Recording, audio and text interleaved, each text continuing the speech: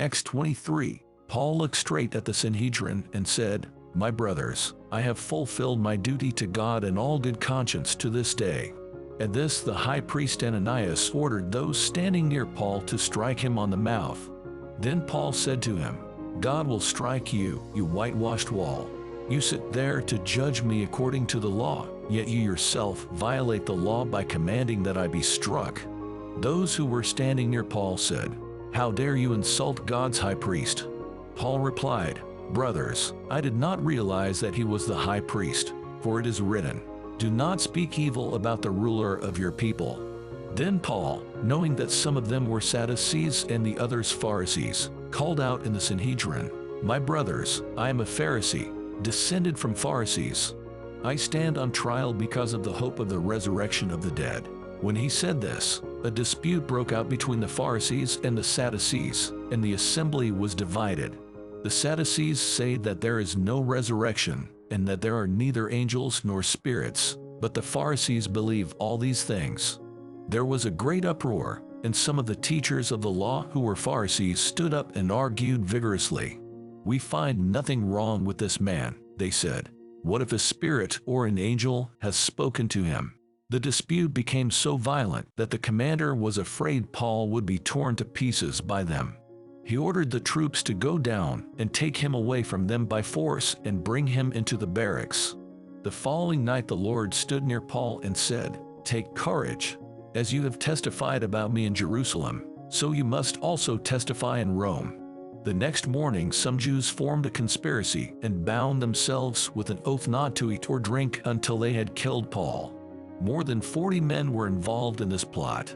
They went to the chief priests and the elders and said, "We have taken a solemn oath not to eat anything until we have killed Paul. Now then, you and the Sanhedrin petitioned the commander to bring him before you on the pretext of wanting more accurate information about his case. We are ready to kill him before he gets here." But when the son of Paul's sister heard of this plot, he went into the barracks and told Paul. Then Paul called one of the centurions and said, "Take this young man to the commander. He has something to tell him." So he took him to the commander. The centurion said, "Paul, the prisoner, sent for me and asked me to bring this young man to you because he has something to tell you."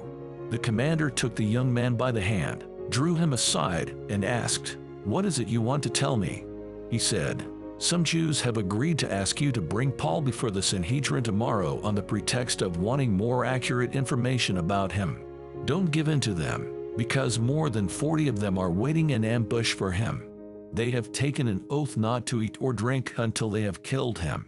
They are ready now, waiting for your consent to their request."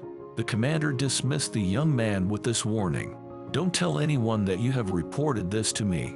Then he called 2 of his centurions and ordered them, "Get ready a detachment of 200 soldiers, 70 horsemen, and 200 spearmen to go to Caesarea at night tonight. Provide horses for Paul so that he may be taken safely to Governor Felix." He wrote a letter as follows: "Claudius Lysias, to His Excellency, Governor Felix, greetings. This man was seized by the Jews and they were about to kill him.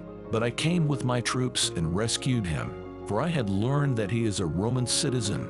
I wanted to know why they were accusing him, so I brought him to their Sanhedrin.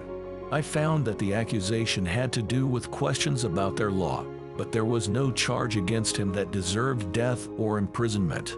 When I was informed of a plot to be carried out against the man, I sent him to you at once. I also ordered his accusers to present to you their case against him." So the soldiers, carrying out their orders, took Paul with them during the night and brought him as far as Antipatris. The next day they let the cavalry go on with him, while they returned to the barracks. When the cavalry arrived in Caesarea, they delivered the letter to the governor and handed Paul over to him. The governor read the letter and asked what province he was from. Learning that he was from Cilicia, he said, "I will hear your case when your accusers get here." Then he ordered that Paul be kept under guard in Herod's palace.